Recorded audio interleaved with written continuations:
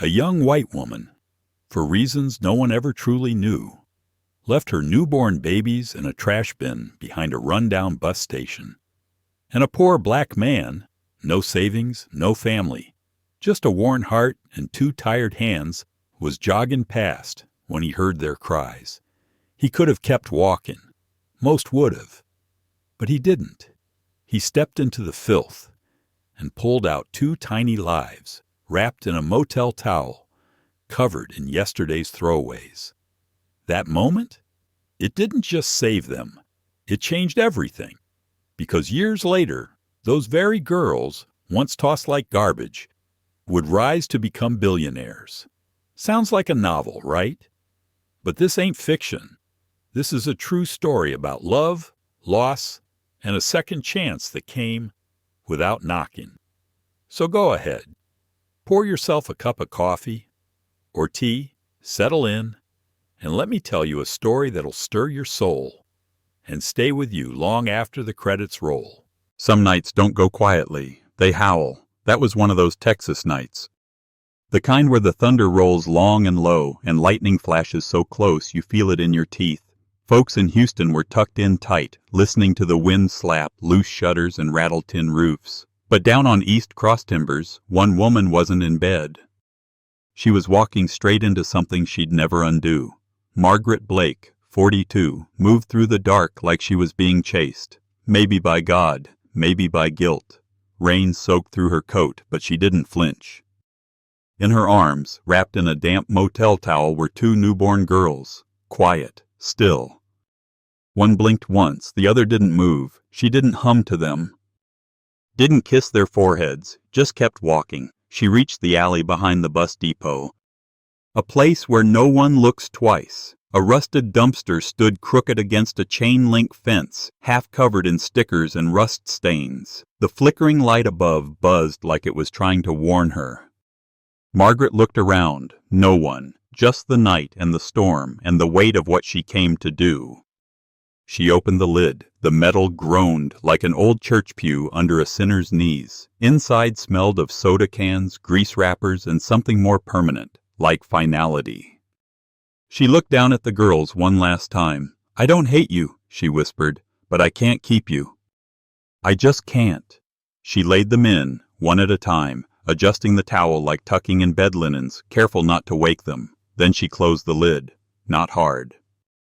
Not soft. Just done. The thud echoed in her chest more than her ears. She turned away and walked to the bus stop. No pause, no prayer. Only rain clinging to her boots and the sound of her breath, steady, cold. At 2:04 a.m., the 6 southbound pulled up. She stepped inside, tossed the driver a wet dollar bill, and took a seat in the back. From the window she watched the alley vanish behind fogged glass. It's over, she told herself. They're gone. But Texas nights got long memories. Back in that alley, under that same twitching light, something stirred, a whimper, then another. Tiny cries, slicing through the wind like nails on a screen door. And farther down the alley, a figure moved, barefoot. Wrapped in rags, mumbling to herself, eyes wild with something unspoken. She wasn't family. She wasn't sent from above, but she was comin'. And with her came the first flicker of a miracle. Back in that alley, not 5 minutes after Margaret disappeared into the bus, the night held its breath. The lid of that dumpster still carried the warmth of her hands, and inside 2 baby girls began to stir. One let out a weak whimper, the other followed, like a harmony only heaven could write. Their cries were muffled, tangled in rags and rain, but they were there. Soft, desperate, alive. And someone heard them. Not a nurse, not a neighbor. Not anyone folks would call decent, but she heard. Her name was Martha Jenkins, though most people in that part of Houston just called her Crazy Lady by the Overpass. She was 65 if she was a day, hair like tangled cotton, wrapped in scarves and old grocery bags. Her clothes didn't match and didn't matter. Layers of dirt, memory, and time. Her shopping cart squeaked as she pushed it through puddles, filled with crushed cans, soggy newspapers, and a rusted frying pan that hadn't cooked anything in years.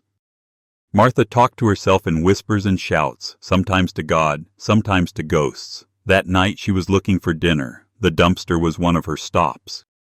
She came like clockwork. Folks said she was mad, but she knew the city's trash schedule better than the mayor's office. As she neared the bin, the cries stopped her mid-step. She blinked, tilted her head. "Is that kittens?" she mumbled. Then paused. No, too sharp. She dropped her sack of cans and slowly, cautiously opened the lid. And froze.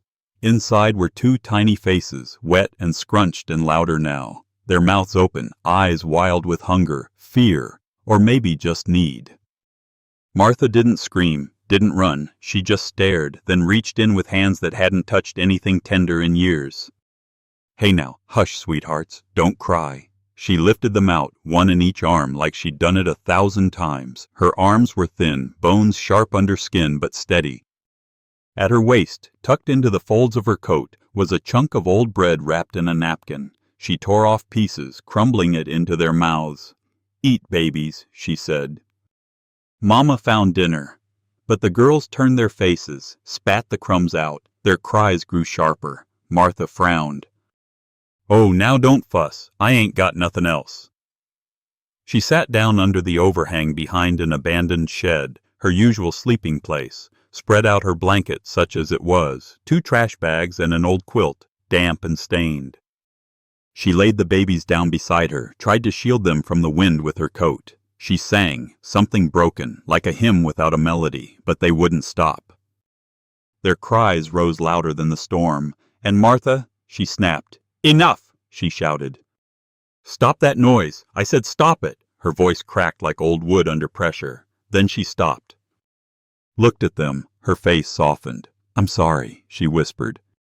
"Mama didn't mean that. Don't be scared." She dipped a tin cup into a rain barrel nearby, brought them water, muddy, but the only kind she had. They drank. Little sips, little gulps, then quiet. For the first time since that dumpster closed, silence returned. Martha lay down beside them, curled around their tiny bodies, and as the rain eased, her eyes closed too. It wasn't pretty, wasn't warm, but it was protection. And in that moment, it was enough. Morning came gray and slow. Across the street, a man out for a jog slowed down. His name was Henry Thompson. He saw the scene, an old woman curled around 2 crying infants like a possum guarding her last hope, and he stopped. His heart beat faster, his breath caught. 3 years ago he'd buried his own twin boys. Now, he was staring at 2 little lives pulled from the same kind of grave. He knew right then, something wasn't right, but he had no idea just how much this moment was about to change everything. Not for Martha, not for those babies, and not for him. The babies were still crying. Their little lungs had more fight in them than folks would have thought.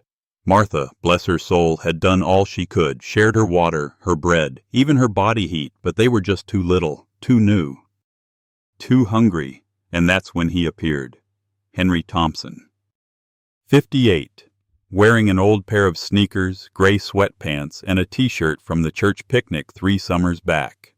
He jogged that same route every morning at 5:30, rain or shine, grief or grace. But this morning, he slowed. He spotted Martha first, curled like a question mark around 2 squirming babies under the side awning of a condemned house. From across the street he could hear 'em wailing.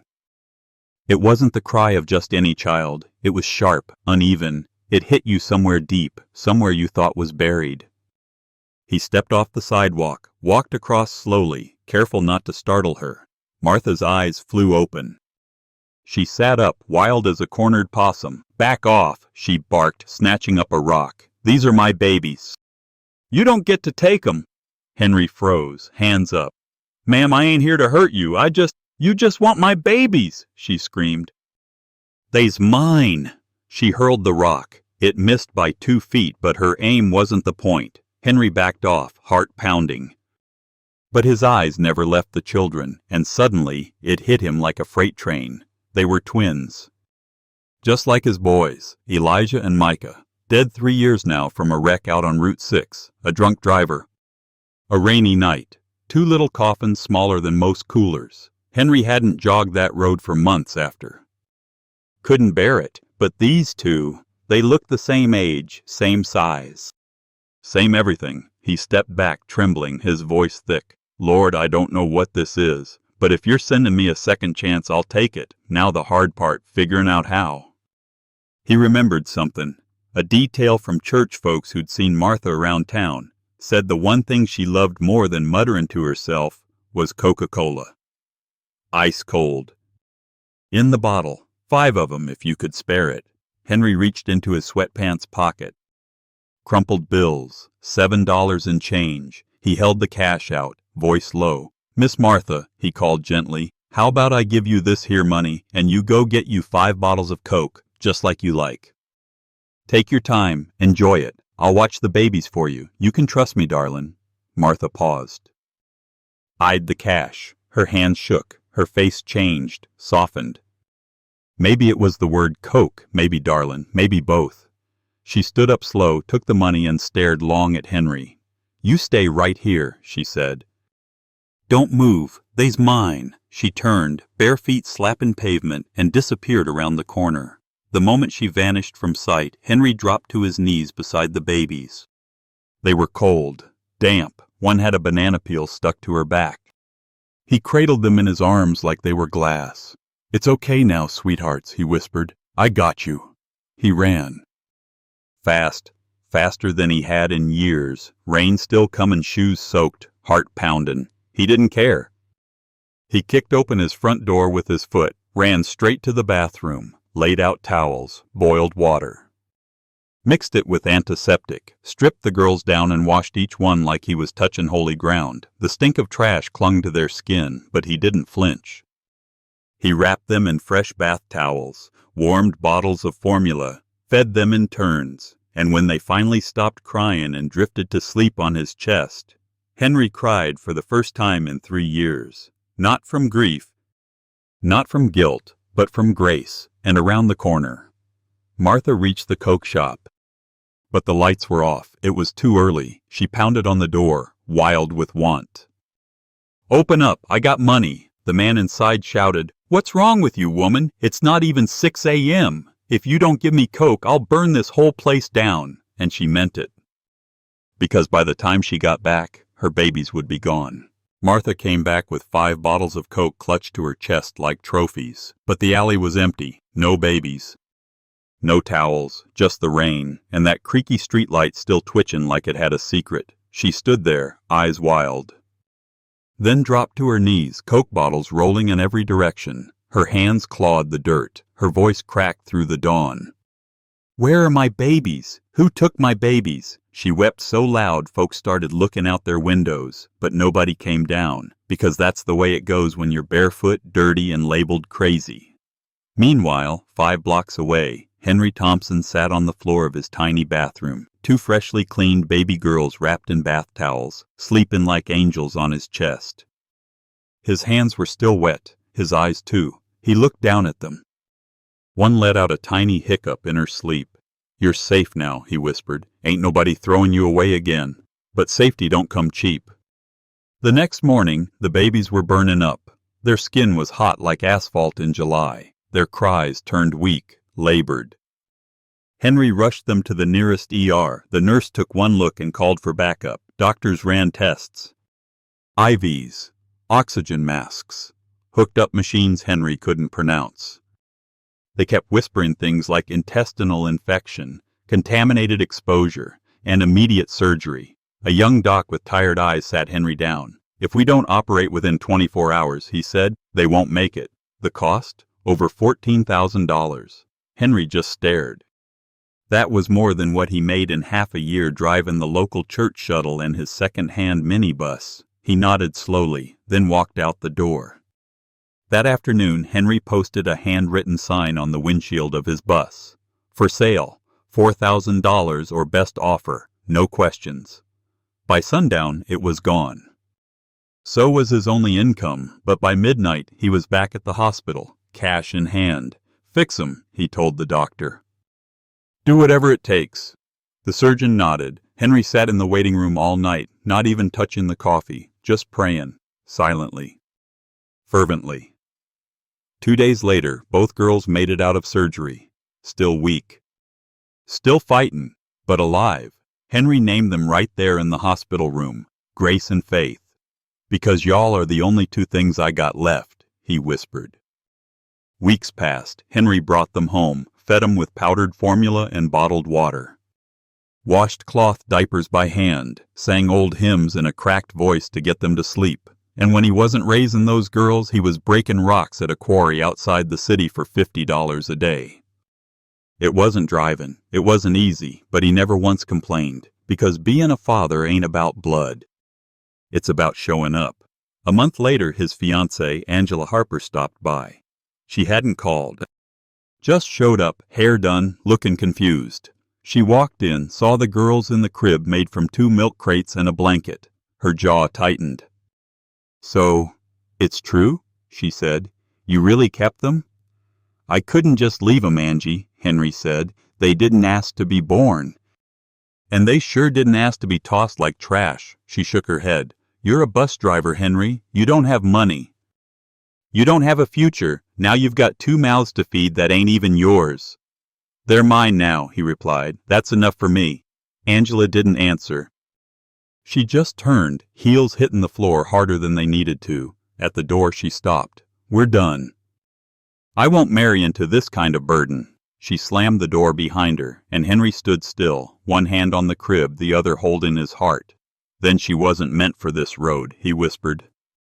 "But these girls, they say some folks are born lucky. Grace and Faith, they were born in a trash bin.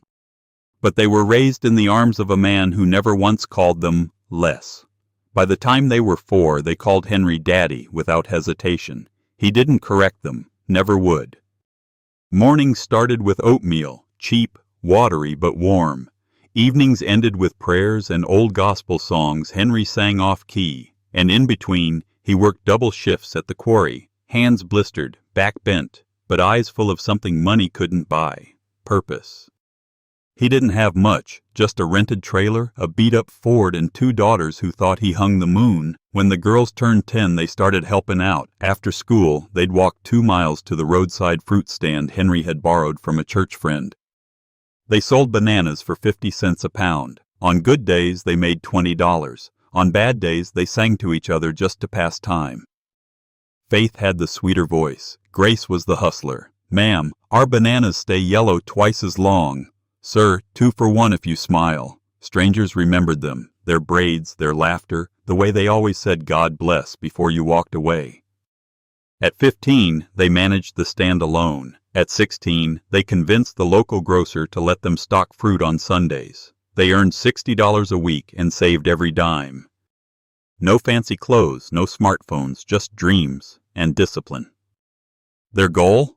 College. They wanted to be architects, said they were tired of seeing houses too broken to hold families.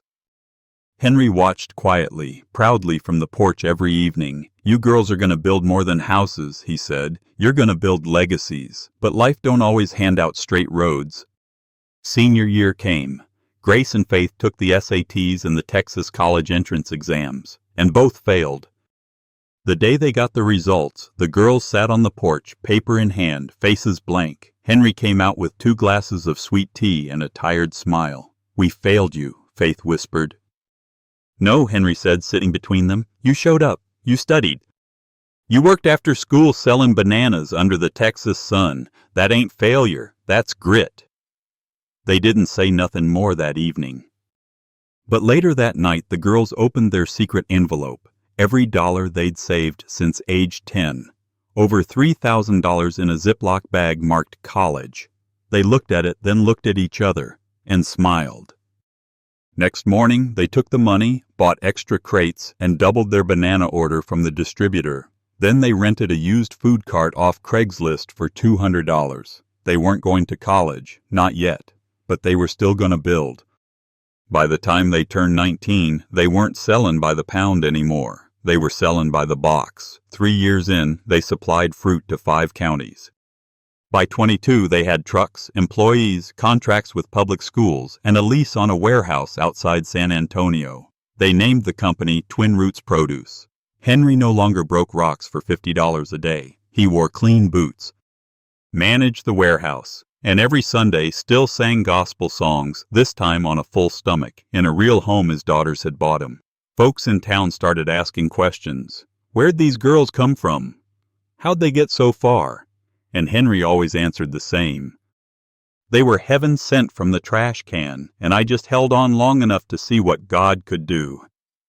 But just when the future looked golden, life knocked again. The college entrance exams came around for the second time.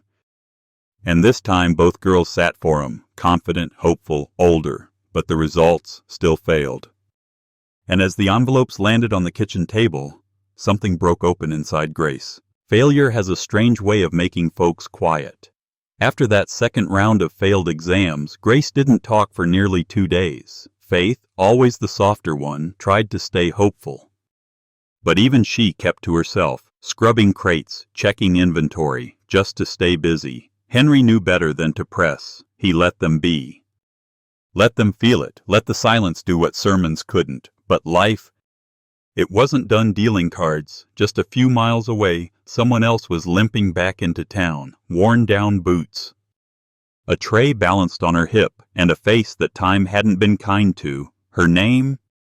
Margaret Blake. She hadn't been in Houston for over 2 decades, not since the night she tossed her past in a metal bin behind the Cross Timbers bus depot. Now she was back, older, thinner, sick in ways she hadn't named yet. The pretty was long gone. Her eyes were sunken, her skin weathered. And the only thing she had left was desperation. She didn't come looking for forgiveness. She came looking for fruit. No money, no friends, just hope someone would show mercy. And fate, cruel and poetic, brought her straight to Twin Roots Produce Depot. She stepped inside the warehouse, eyes scanning the buzz of forklifts and fruit carts. A young worker in uniform looked up. "Mornin', ma'am. Can I help you?" She adjusted her tray. I was wondering if y'all could spare some pineapples. Or oranges. I don't got cash, but I can sell and bring back the money later. I swear on it." The boy hesitated. "Sorry, ma'am. We don't run tabs here. Company policy." Margaret's shoulders dropped. The last ounce of pride cracked in her voice. "Please, son, I just need a tray to start. I'll work it back." The worker glanced toward 2 women walking through the depot in matching company polos. Sharp posture, confident stride. "You'll have to ask the owners." Margaret turned and froze. There they were, tall, radiant, and unmistakably strong. The same eyes, same cheekbones, the same soul she once abandoned without names. But she didn't know it, not yet. She stepped forward. "Excuse me, ladies, could you help me?" Grace looked up first, her brows furrowed. Faith tilted her head. There was something familiar, something aching. "Sure, ma'am," Grace said, polite but guarded. "What do you need?" "I want to sell fruit on the street, but I've fallen on hard times. If you give me some pineapples, I'll bring back the full amount by sundown." The sisters exchanged a glance. Faith nodded. "No problem. Take what you need." Grace added, "You can start with a small crate. If it goes well, we'll help more." Margaret's lips trembled. "God bless you, girls. Your parents must be proud, raising women like you." Faith smiled. "Our dad is a good man, the best." Margaret held her breath a moment, then whispered, "I wish I had daughters like y'all." They didn't reply, but inside, something shifted. A breeze in the soul, a flicker of something not yet spoken. She left with the crate, balanced it on her head like she used to, walked out into the Texas sun, unaware of the firestorm quietly circling her. That evening, after counting receipts and loading trucks, Grace stood on the warehouse steps, watching the sky go from burnt orange to indigo. She said almost to herself, "There's something about that woman." Faith answered gently, "I felt it too." They didn't know it yet, but their past had just walked through the front door. And the truth? It was coming back with interest. For a week straight, Margaret returned to the depot. Every morning, same worn-out shoes, same patched-up blouse. She sold fruit from a borrowed crate and came back with every dollar. On time, no lies, no excuses. The girls, Grace and Faith, respected that. Hard work always spoke louder than history. Still, something about her stirred a strange ache inside them. A feeling they couldn't place, like hearing a song you used to know but can't quite hum. One afternoon, while unloading a truck, Margaret saw Henry. He'd come by to drop off paperwork and pick up the girls for dinner, sunburned, smiling, just like he always looked. Margaret stepped forward, balancing her tray. "You must be their father," she said. "You raised some good ones." Henry gave a polite nod, but something in her voice made him pause. "Have we met?" he asked, eyes narrowing. "No, sir," she said quickly. "I just admire what you've done." That should have been it. A nod, a thanks, a goodbye. But Margaret didn't walk away. She stood there, frozen. And something in her gut began to tremble. That night she couldn't sleep, not from hunger, but from memory. She lay on a borrowed mat in a shared apartment on the east side, staring at the ceiling fan and whispering to the past. Could it be? No, they'd be long gone by now, wouldn't they? She dug through the one box she kept. Inside, a crumpled receipt from a bus ticket dated 22 years ago, a motel towel, and a torn photo, 2 baby girls swaddled, just hours old. The next morning, Margaret showed up early to the depot. Her hands trembled. She asked a young worker, "What are the names of those 2 girls?" "Grace and Faith Thompson," he said. "Daughters of Henry Thompson. He raised them since they were babies." Her knees buckled. By noon, Henry had come back for pickup. Margaret walked up to him slow, holding the towel she'd kept for over 2 decades. "Mr. Thompson," she said, her voice barely above a whisper. "Those girls, Grace and Faith, I need to ask you something." Henry raised an eyebrow. "All right, where did you find them?" Henry paused. Something in her eyes pulled the truth right out of him. "Back of a bus station, Cross Timbers, cold night, about 22 years back." They were in a trash bin. Margaret's lips parted. Her whole body shook. "What day?" "April 14th. Right before 2 a.m. She dropped the towel at his feet like it weighed 100 pounds. "That was the night," she whispered. I put them there." The air seemed to stop moving. Henry's jaw clenched. His voice turned stone cold. "What did you say?" "I'm their mother," she said, choking back tears. "I left them. I didn't think they'd live. I was broken. I was scared. I didn't think anyone would ever. Henry stepped back. "Lord have mercy." He looked at the towel. The stitching, the initials, it matched. Back inside, Grace and Faith were helping organize a shipment of avocados when Henry walked in, face pale, hands shaking. "Girls," he said, "we need to talk." They followed him outside, and there she was. Margaret, kneeling now, eyes swollen, the towel at her side. "Please," she said, "forgive me." Grace blinked. "Forgive you for what?" Margaret looked up, voice cracking like thunder over dry land. "I'm your mother." Silence hit like a thunderclap. Faith dropped her clipboard. Grace's jaw tightened. "No," Grace said. "Our mother is dead. Gone. Buried with her choices." "No, sweetheart," Henry said softly. "I never told you, because I didn't think she'd ever show her face again." Faith turned away, tears blurring her eyes. "We trusted her," she whispered, "and she threw us away." Margaret reached forward. "I was young. I was stupid, but I never stopped thinking about you." Grace stepped back. "You didn't think of us when you shut that lid." They didn't scream. They didn't run, but something in them broke, and some breaks don't heal with time. The wind seemed to still after she said it. "I'm your mother." No thunder, no cries. Just that heavy Texas stillness, like the air was holding its breath. Margaret knelt there on the gravel, towel in hand, eyes red, soul bare.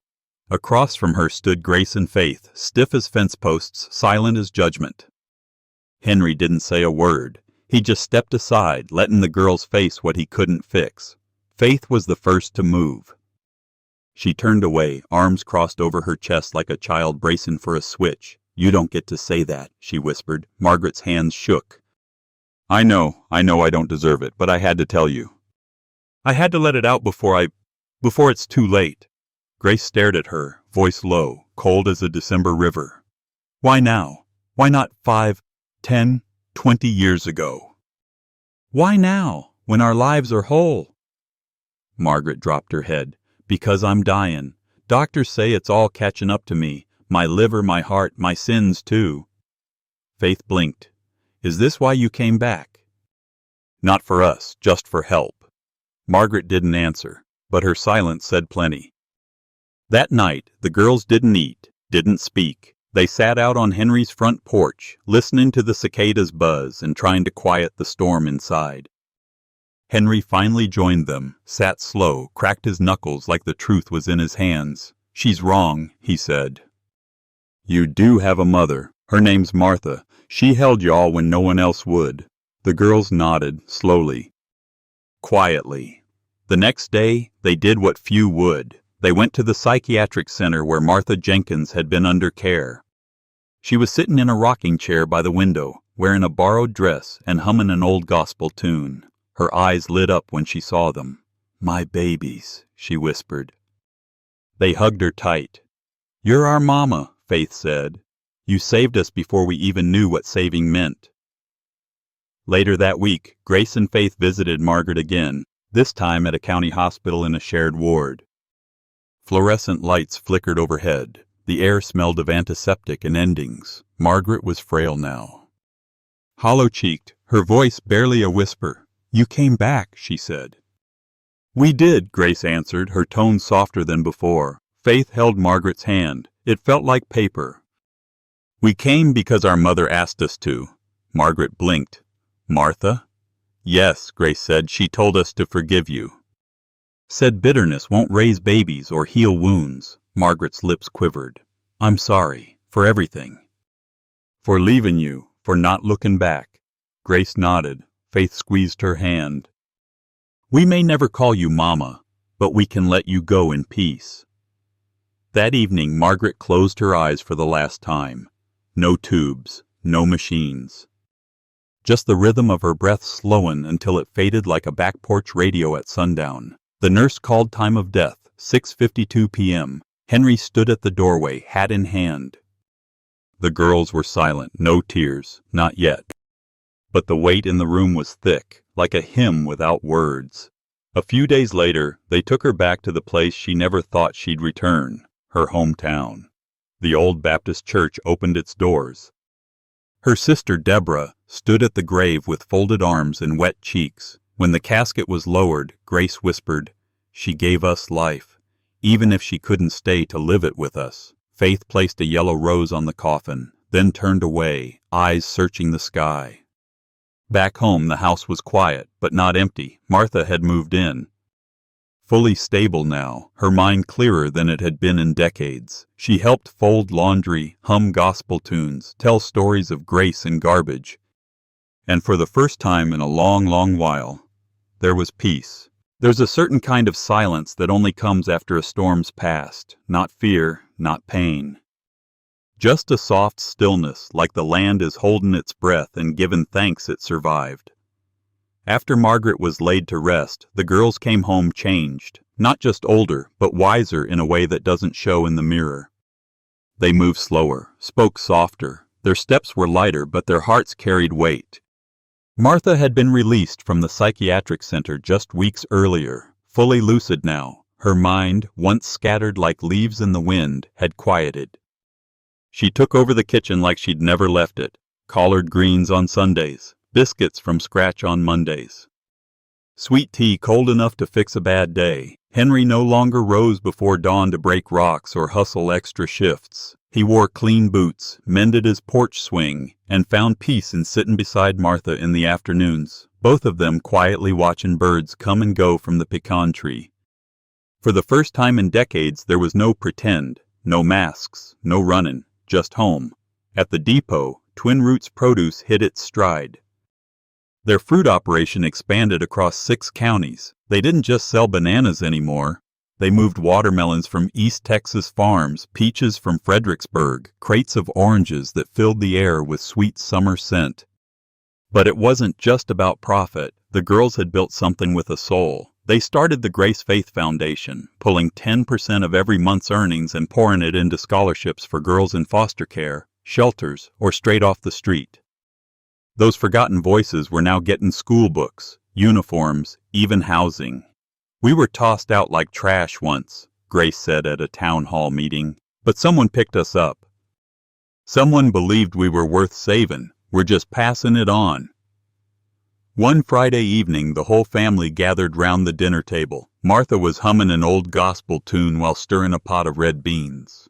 Henry sat polishing a worn-out Bible with a handkerchief that once belonged to his late wife. Faith set the table. Grace poured sweet tea into mason jars with lemon wedges floating on top. On the wall hung a new photo, all four of them, arms wrapped tight, smiles wide under the words, "Built from broken. Kept by Grace." And just before they sat down to eat, Henry bowed his head and said, "Lord, we've lost a lot, but we've gained something bigger than blood." The porch light clicked on with the sunset. Cicadas sang. And for the first time in a long time, nobody was missing. The past had knocked, but the future, it stayed for supper. Some stories ain't told for the thrill. They're told to remind us what matters when the wind dies down and the world grows quiet. This one, it's not about riches, not bloodlines, not even forgiveness, though Lord knows that took a mighty hand.